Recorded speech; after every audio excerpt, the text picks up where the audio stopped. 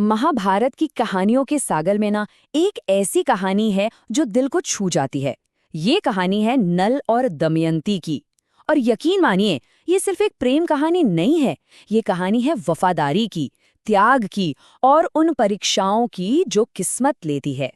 चलिए एक सवाल से इस दास्तां को शुरू करते हैं। सोचिए, क्या होता है जब एक परफेक्ट कपल जिनकी जिंदगी में सब कुछ, मेरा मतलब सब कुछ सही चल रहा हो, और अचानक किस्मत उन्हें अपने सबसे मुश्किल इम्तिहान में डाल दे? बस यही सवाल नल और दमयंती की कहानी का सार है। तो कहानी के हमारे नायक हैं निषद के राजा नल। वो अपने गुणों और सच्चाई के लिए दूर दूर तक मशहूर थे। और हमारी नायिका हैं विदर्भ की राजकुमारी दमयंती, जिनके बारे में कहा जाता था कि उनकी सुंदरता तो साक्षात देवी लक्ष्मी जैसी थी। दोनों ही अपने आप में लाजवाब थे। अब सबसे दिलचस्प बात जानते हैं क्या है? इन दोनों का प्यार एक दूसरे को देखे बिना ही शुरू हुआ था। हाँ, सच में। जो यात्री निषद से विदर्भ जाते, वो दमयंती को नल के गुणों के बारे में बताते, और जो विदर्भ से आते, वो राजा नल के कानों में दमयंती की सुंदरता और समझदारी के किस्से सुनाते। बस सुनते सुनते ही दोनों एक दूसरे को दिल दे बैठे। तो जब दमयंती के विवाह की उम्र हुई, एक बहुत बड़ा स्वयंवर रखा गया। मतलब वो प्रथा जिसमें राजकुमारी अपना पति खुद चुनती है। और दमयंती का आकर्षण ऐसा था कि सिर्फ धरती के राजा ही नहीं, बल्कि स्वर्ग से देवता भी उन्हें अपनी पत्नी बनाने के लिए उस स्वयंवर में आ पहुंचे। लेकिन कहानी में असली मोड़ तो अब आता है। देवता ये बात जानते थे कि दमयंती का दिल सिर्फ और सिर्फ नल के लिए धड़कता है, तो उन्होंने दमयंती की परीक्षा लेने की सोची और सबके सब नल का ही रूप धरकर सभा में बैठ गए। जरा सोचिए दमयंती की हालत। उनके सामने एक नहीं, कई सारे नल खड़े थे। अब सवाल ये था कि असली नल कौन है? पूरी सभा में सब हैरान परेशान कि अब क्या होगा। लेकिन दमयंती एकदम शांत रहीं। और यहीं पर दमयंती के सच्चे प्यार की ताकत दुनिया ने देखी। बिना एक पल के भी झिझक के उन्होंने सिर्फ आंखों में देखकर अपने असली नल को पहचान लिया। उनके प्रेम में इतनी शक्ति थी कि वो देवताओं के बनाए मायाजाल के पार देख सकीं। उनकी ये निष्ठा देखकर तो देवता भी हार मान गए और उन्होंने खुशी खुशी इस जोड़ी को अपना आशीर्वाद दिया। शादी के बाद उनकी जिंदगी खुशियों से भर गई। पहले साल देवताओं का आशीर्वाद मिला, फिर कुछ ही सालों में एक बेटा और एक बेटी हुए। परिवार पूरा हो गया। कई साल तक सब कुछ एकदम सपनों जैसा चलता रहा। पर किस्मत का पहिया घूमने ही वाला था। देखिए, राजा नल में सारे गुण थे, पर बस एक कमजोरी थी, और वो थी जुए की लत।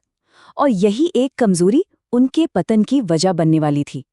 हुआ यूं कि नल के ही भाई पुष्कर ने उन्हें जुए के लिए ललकारा, और उस दिन किस्मत नल के साथ बिल्कुल नहीं थी। एक एक करके वो सब कुछ हारने लगे। पहले सोना चांदी, फिर रथ, और आखिर में अपना पूरा का पूरा राज्य। सब कुछ चला गया।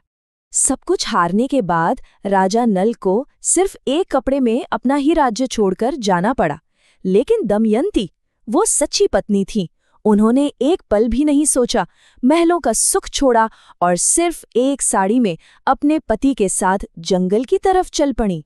जंगल में भटकते भटकते उनकी हालत इतनी खराब हो गई कि दोनों के पास तन ढकने के लिए सिर्फ एक ही कपड़ा बचा था, जिसे वो आपस में बांटकर इस्तेमाल कर रहे थे।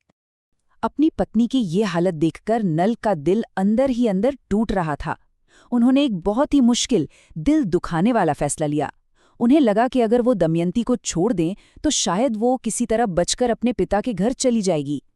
तो जब दमयंती थकान से गहरी नींद में सो रही थी, नल ने अपनी तलवार से उस एक कपड़े को बीच से काटा और भारी मन से अपनी पत्नी को उस भयानक जंगल में अकेला छोड़कर चले गए। जब दमयंती की आंख खुली और उन्होंने खुद को अकेला पाया, बस वहीं से उनकी असली परीक्षा शुरू हुई। सोचिए, वो उस खतरनाक जंगल में बिल्कुल अकेली थी, कोई सहारा नहीं था। अकेलेपन का दर्द वो महसूस कर ही रही थीं कि एक विशाल अजगर ने उन पर हमला कर दिया। तभी एक शिकारी ने आकर उन्हें बचाया। लेकिन दमयंती की मुसीबतें कम नहीं हुईं। उस शिकारी की ही नीयत खराब हो गई और उसने दमयंती पर हमला करने की कोशिश की।